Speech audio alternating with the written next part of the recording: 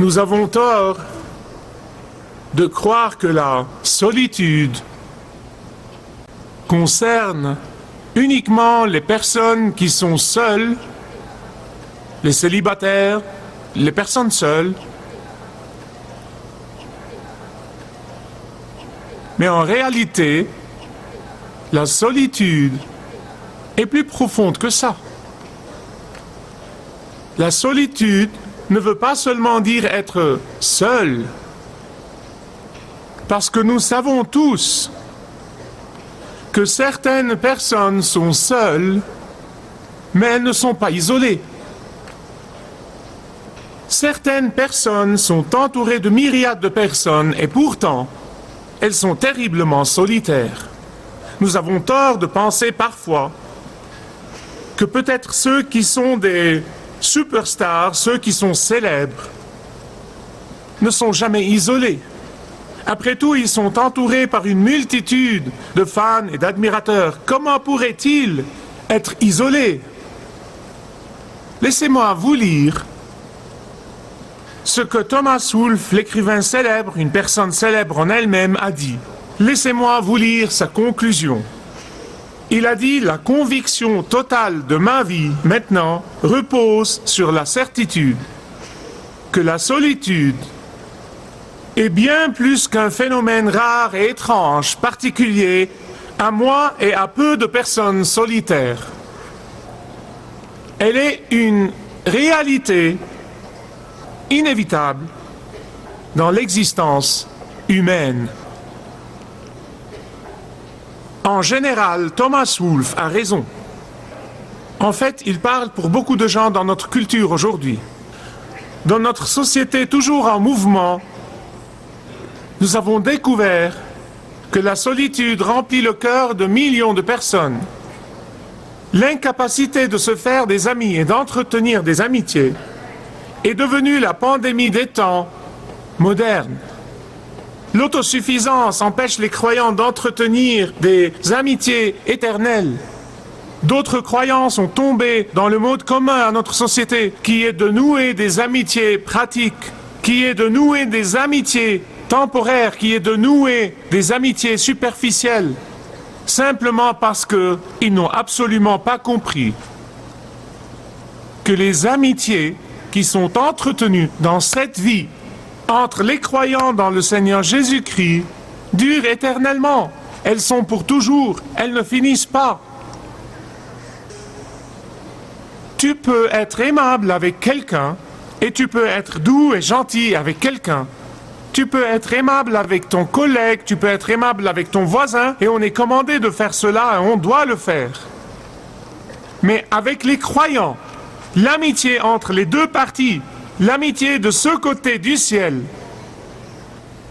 cette amitié est beaucoup plus profonde et beaucoup plus grande et a beaucoup plus de sens que l'on puisse le comprendre avec notre esprit limité. Et quand on commencera à comprendre la solidité éternelle des amitiés pieuses et éternelles, on entretiendra ces amitiés. On appréciera ces amitiés. On tiendra à ces amitiés. Et on ne dépréciera pas ces amitiés. On n'abusera pas de ces amitiés comme certaines personnes le font. Les premiers mots qui sont prononcés par Dieu lui-même concernant l'homme qu'il a créé étaient « Il n'est pas bon que l'homme soit seul ». Les tout premiers mots. Je veux que vous écoutiez ce que je vais dire. Parce que Dieu nous a créés pour des amitiés profondes. Dieu nous a créés pour nouer des amitiés. Ces amitiés et ces relations que nous allons développer en tant que membres du corps de Christ ne finiront jamais. Je sais que certains préfèrent leur amitié avec leur animal à leur amitié avec d'autres personnes. Je sais cela. Je le sais et je le vois chez les autres. En fait, en juillet 1996, la revue American Demographics a publié une étude. Ils ont effectué un sondage complet à travers l'Amérique et ont découvert que 54% des Américains propriétaires d'animaux choisiraient leurs animaux en préférence aux autres êtres humains s'ils se retrouvaient bloqués dans une île déserte. J'ai une nouvelle à vous apprendre, j'ai fait cela. J'ai appelé certains d'entre mes amis. Je ne leur ai pas dit ce que j'étais en train de faire. Et ils ont dit, tu as raison, je préférerais être avec mon animal. Je trouve que les animaux sont merveilleux. Ils le sont vraiment. Les animaux sont merveilleux. Mais chez vous.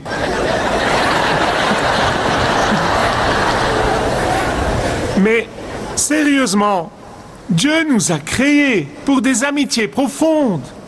Dans les temps des Égyptiens anciens, on a découvert récemment que dans la cour de Pharaon, le plus haut titre donné à une personne n'était ni vice-président, ni secrétaire général, ce n'était ni le conseiller présidentiel, ni le conseiller du Pharaon. Mais le titre peut être traduit littéralement « le seul ami ». Traduction littérale, le seul ami. C'est le plus haut titre qu'on pouvait donner à quelqu'un dans la cour de Pharaon, et cela pour des milliers d'années. Une personne. En fait, cette description était donnée uniquement à la personne à laquelle Pharaon faisait totalement et entièrement confiance, littéralement. Et on disait que Joseph a été donné ce titre dans la cour de Pharaon. Mais pour comprendre la profondeur des amitiés éternelles entre les chrétiens, ceux qui aiment le Seigneur Jésus-Christ, il faut savoir qu'elles doivent commencer avec une relation et une amitié avec le seul ami. Le seul ami. La Bible parle de cet ami qui est plus attaché à toi qu'un frère. Sans le connaître en tant que le seul ami, Thomas Wolfe aurait raison. Sans le connaître en tant que le seul ami, la vie serait vide et effrayante. Sans le connaître en tant que le seul ami, la solitude assécherait la joie provenant des amitiés éternelles. En fait, les amitiés éternelles ne peuvent être expérimentées qu'après avoir connu le seul ami. C'est la seule façon. Les amitiés éternelles ne peuvent être trouvées. Elles sont faites. Les amitiés éternelles n'arrivent pas comme ça. Elles sont établies d'une façon progressive. Les amitiés éternelles n'arrivent pas comme ça. Elles sont fondées sur des principes bibliques. Elles le sont vraiment. Et elles sont très différentes des connaissances du monde. Elles sont différentes des amitiés du monde. Je pensais à cela et je pensais à deux hommes qui étaient considérés, selon les normes du monde, comme de véritables amis. Vous savez de quoi je parle? Ils font beaucoup de choses ensemble.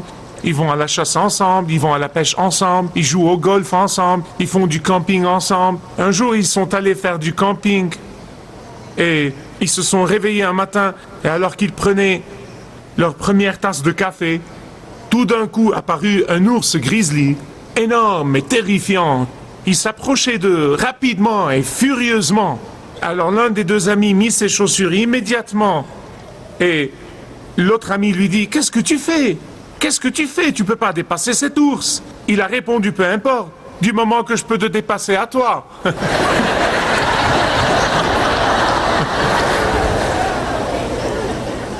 Chers amis, écoutez-moi. Ce n'est pas ça l'amitié éternelle.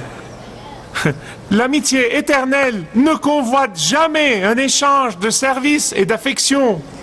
L'amitié éternelle donne et ne demande rien en retour.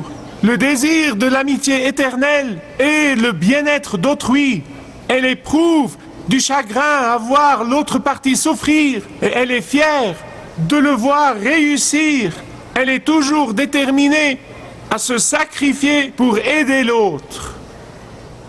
Jésus dit dans Jean chapitre 15 verset 13, « Il n'y a pas de plus grand amour que de quoi faire, que de donner sa vie pour ses amis. » Vous pouvez rentrer chez vous et vous pouvez contempler ce verset sans être ennuyé tous les jours de votre vie. Je veux que vous preniez tous Jean 15. Il dit, « Il n'y a pas de plus grand amour que de donner sa vie pour ses amis. Vous êtes mes amis si vous faites ce que je vous commande. » Je vous appelle plus serviteur, parce que le serviteur ne sait pas ce que fait son maître. Mais je vous ai appelé ami, parce que je vous ai fait connaître tout ce que j'ai appris de mon Père. Ce n'est pas vous qui m'avez choisi, mais moi, je vous ai choisi, et je vous ai établi afin que vous alliez et que vous portiez du fruit, et que votre fruit demeure. Afin que ce que vous demanderez au Père en mon nom, il vous le donne. N'est-il pas étonnant qu'on aime cette dernière partie du verset, et qu'on la réclame toujours dans nos prières, en négligeant tous les premiers versets? À partir de ces versets, j'ai découvert 4 principes qui sont les éléments de base des amitiés éternelles. 4 principes. Premièrement, la chose à faire pour établir une amitié éternelle est de se débarrasser de la timidité. Quelqu'un m'a dit il y a quelque temps, la raison pour laquelle je n'ai pas rejoint un petit groupe est à cause de l'intimidation. Il m'est intimidant de rejoindre un petit groupe d'amis chrétiens. J'ai dit, qu'est-ce qui t'intimide? Il a dit, au cas où il me demanderait de prier en public, je n'ai jamais fait ça, et je ne veux pas le faire. Ou peut-être qu'ils évalueront ma connaissance biblique. Alors j'ai dit, mon ami, quand tu comprends que l'amitié éternelle n'est pas basée sur le fait d'embarrasser l'un l'autre, tu te débarrasseras de ce sentiment d'intimidation. Quand tu réalises que l'amitié éternelle n'est pas basée sur le fait d'essayer de changer ton tempérament, que tu sois timide ou sociable, ou que tu sois extraverti ou introverti, quand tu comprends tout ça, tu te débarrasseras de tes craintes. Quand tu comprends bien que tu ne seras pas intimidé par des amis qui t'aiment, tu auras hâte d'aller à leur rencontre, et je remercie le Seigneur pour ces amitiés précieuses que j'ai. Mais écoutez-moi, il y a des choses qui sont inévitables. Certaines choses doivent se passer dans une relation, dans une amitié, en lisant la parole de Dieu. Certaines choses vont se passer. Sûrement que les amitiés éternelles vous aideront à grandir dans la connaissance de la parole. Sûrement que les amitiés éternelles vous aideront à grandir dans votre amour pour le Seigneur. Sûrement que les amitiés éternelles vous aideront à grandir dans votre amour l'un pour l'autre. Cela est inévitable. Mais personne ne vous embarrassera. En fait, Jésus a dit qu'un ami est prêt à donner sa vie pour son ami. Deuxièmement, c'était le verset 13. Deuxièmement, verset 14. Le deuxième principe est le suivant. L'amitié éternelle est basée seulement sur le désir commun d'obéir à la parole de Dieu. Prenez le verset 14 dans Jean 15. Jésus a dit, « Vous êtes mes amis si vous pouvez parler en public. Vous êtes mes amis si vous n'êtes pas timide. Vous êtes mes amis si votre connaissance biblique est parfaite. N'est-ce pas? Vous êtes mes amis si vous avez mémorisé la Bible. J'ai connu des gens qui ont mémorisé la Bible, mais ils ne l'ont jamais intériorisée. C'est ce qui est triste.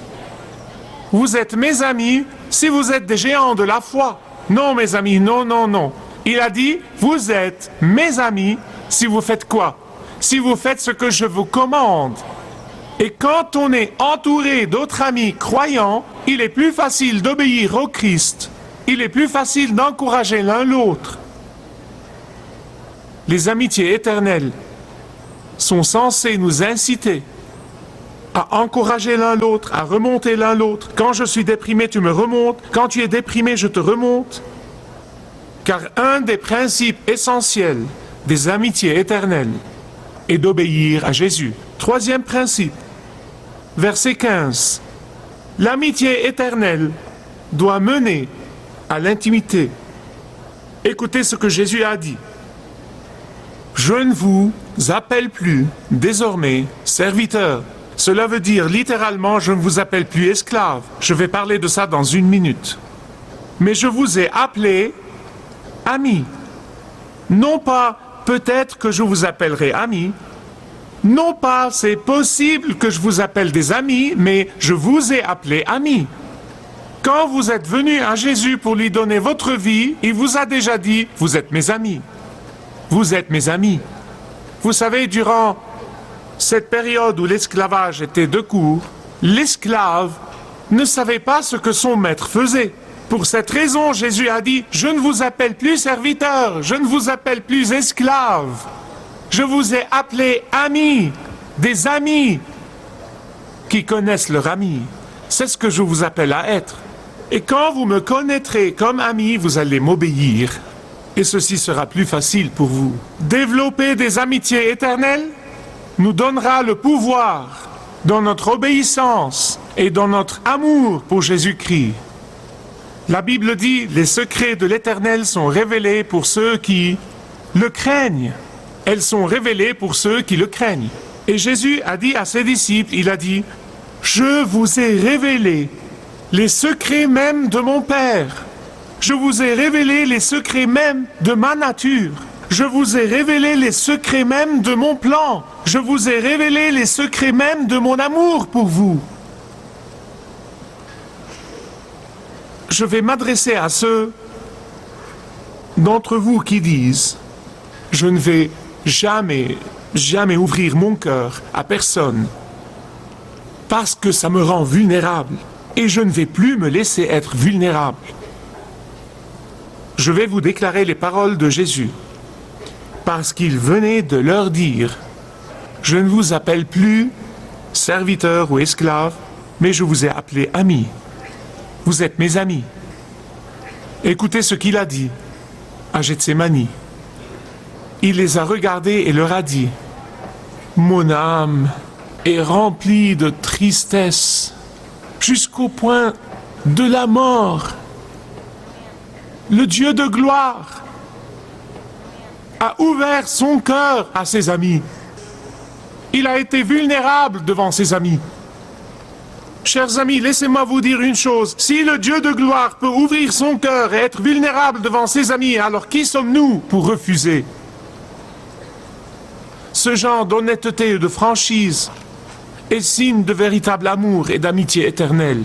Vous voyez, quand Jésus a dit ces mots à ses disciples, nous prenons ces mots à la légère. Ses amis, ils sont de véritables amis. On prend ces mots à la légère sans vraiment comprendre l'impact incroyable que ces mots, vous êtes mes amis, avaient sur les disciples. Parce que les disciples savaient, d'après l'Ancien Testament qui était leur Bible, et savaient d'après la culture des nations qui les entouraient, l'importance de ce mot. Ce n'est pas un simple mot qu'on lance au hasard. C'est pour cette raison qu'ils étaient fascinés par ce que Jésus leur disait. Je veux dire, ils ne pouvaient pas croire ce qu'ils entendaient. Car dans l'Ancien Testament, on entend 2 fois seulement que le patriarche Abraham était l'ami de Dieu. Puis on entend que Moïse parlait avec Dieu comme un homme parlait à son ami. Mais c'est tout. C'est tout. Il est très rare que Dieu soit ami avec l'homme. C'est une chose très rare. Elle n'arrive pas chaque jour. Et ils comprenaient que c'était un privilège rare et fantastique ce que Jésus leur disait. Il ne leur a pas dit « Je vous aime les amis, je vous apprécie les amis, nous prenons ces mots à la légère. » Non, non, non. En fait, ils comprenaient aussi que les dirigeants et les rois du voisinage des pays voisins dans la culture de l'ancienne Égypte, il y avait un seul ami dans la cour de Pharaon. Un ami, un seul ami. Et le roi des rois les invitait à être ce seul ami, chacun d'entre eux. Vous me comprenez? Pouvez-vous comprendre comme il est merveilleux? Il est merveilleux que Dieu m'appelle ami, qu'il t'appelle ami. Le roi des rois vous invite à être ses amis. Écoutez-moi bien. Il n'y a pas un plus grand honneur, il n'y a pas une plus grande intimité, il n'y a pas un amour plus profond, il n'y a pas une amitié plus solide.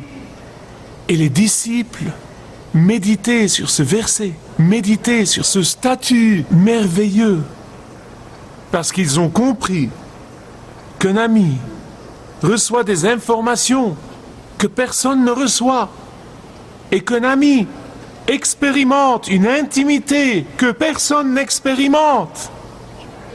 En fait, Jésus a dit dans Jean 15 et le verset 17 qui me mène au quatrième principe. Il a dit, ce n'est pas vous qui m'avez choisi, mais moi je vous ai choisi. Qu'est-ce qu'il voulait dire?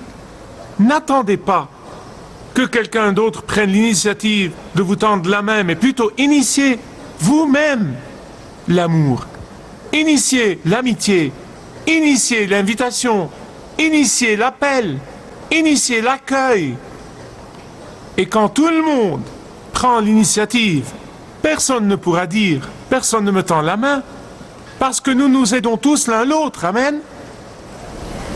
Quand Jésus nous a appelés amis, c'est lui qui a pris l'initiative. Il a pris l'initiative. Vous savez qu'est-ce qu'il dit? Il dit « faites la même chose. Faites la même chose. Prenez l'initiative. Faites la même chose. Suivez mon exemple. Vous aussi, devenez vulnérables pour moi. » Ray Stedman dit que l'hirondelle des dunes est caractérisée par 4 choses remarquables. Vous connaissez cet oiseau au long cou qui migre vers le sud en hiver? Il a dit ce genre d'oiseau est caractérisé par 4 choses qu'il est important au corps de Christ et à tout croyant de comprendre. Il a dit ces oiseaux volent, c'est la première chose. Il a dit ces oiseaux volent en formation triangulaire. Ils volent en formation triangulaire. La deuxième chose qu'il a dit était qu'en tête du triangle, il y a toujours un chef. Et ce chef fait tout le travail. C'est lui qui est responsable de l'orientation de tout le groupe. Mais parce que ce travail difficile consiste à créer des vagues, ce chef, ou plutôt cette position de chef, fait un mouvement rotatoire parmi eux pour qu'aucun ne soit toujours en position de chef. Il ne peut pas le faire. C'est impossible parce que c'est un travail trop difficile. Alors le chef fait une pause et se dirige vers l'arrière et un autre oiseau passe en tête.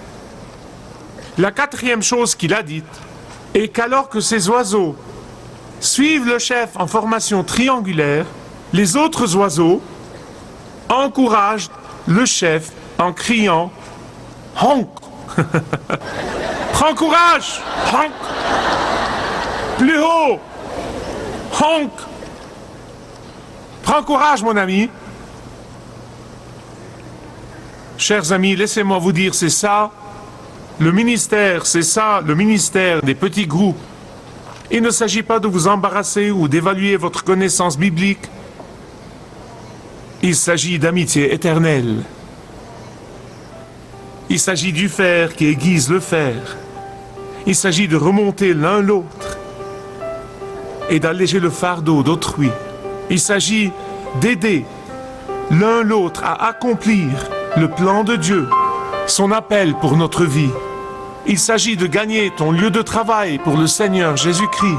Il s'agit de gagner ton entourage pour le Seigneur Jésus-Christ. Il s'agit de remonter l'un l'autre. Si vous désirez connaître Dieu d'une manière personnelle, demandez le livret « Retrouvez la joie que vous avez toujours désirée » et vous pourrez découvrir l'amour de Dieu pour vous et apprendre comment expérimenter son pardon.